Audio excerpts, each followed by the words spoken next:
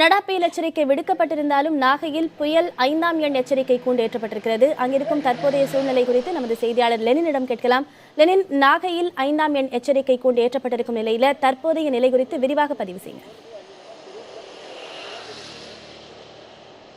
அதாவது இன்று காலை 6 மணிக்கு பிறகு மழையும் வெயிலும் மாறி மாறி வந்துகிட்டு இருந்ததை நம்மால் பார்க்க முடிந்தது. குளிர்ந்த காற்று தொடர்ந்து வீசிக்கொண்டிருந்தது.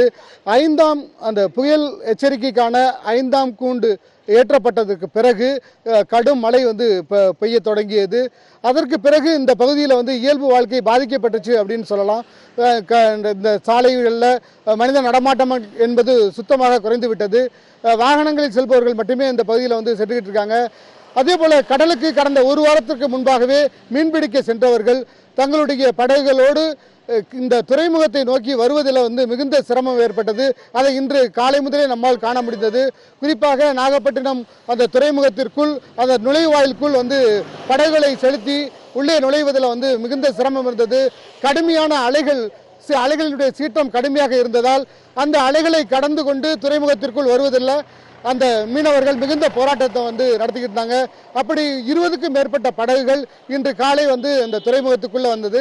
குறிப்பாக இந்த பகுதிக்கு அருகாமையில் இருக்கக்கூடிய மாவட்டங்களான திருவாரூர், தஞ்சை, திருச்சி இந்த பகுதிகளில் பெய்த மழையை காட்டிலும் சற்று குறைவாகவே நாகையில் மழையானது பெய்தது. ஆனால் இந்த 5ஆம் அந்த எச்சரிக்கை கூண்டானது ஏற்றப்பட்ட பிறகு நாகை மாவட்டத்தில் ஒரு பலமான மழை என்பது பெய்ய தொடங்கி இருக்கு. இந்த மழையிலிருந்து பள்ளமான பகுதிகளில் வாழக்கூடிய மக்களை மீட்பதற்காக பேரிடர் மீட்பு குழுவினர் இங்கு தயார் நிலையில் இருக்காங்க. குறிப்பாக காவல்துறை தலைவர் ஜெயராம் இங்கு வந்தாரு. அந்த பேரிடர் மீட்பு பணிகளில் ஈடுபடக்கூடிய காவலர்களுக்கு பல்வேறு விதமான பயிற்சிகள் கொடுத்திருக்கோம். தண்ணியில் சிக்கி கொண்டால் அந்த பொதுமக்களை எப்படி மீட்பது, மரங்கள் மின்கம்பிகள் மீது விழுந்து மின்கம்பிகள் அறுந்துவிட்டால் அந்த மரங்களை எப்படி உடனடியாக அப்புறப்படுத்துவது, போக்குவரத்துக்கு இடையூறு இல்லாமல் மரங்களை எப்படி அப்புறப்படுத்துவது, பொதுமக்களை இது போன்ற ஆபத்துகளிலிருந்து எப்படி காப்பாற்றுவது என்பதற்கான பயிற்சிகள் கொடுக்கப்பட்டிருக்கிறது. அப்படி உடனடியாக மீட்பதற்கான அந்த மீட்பு பணிக்கு தேவையான ஆயுதங்களும் எங்களுக்கு தேவையான அந்த பொருட்களும் எங்களிடம் தயார் நிலையில் இருக்கிறது என்கின்ற கருத்தை காவல்துறை தலைவர் ஜெயராம் முன்வைத்தார்.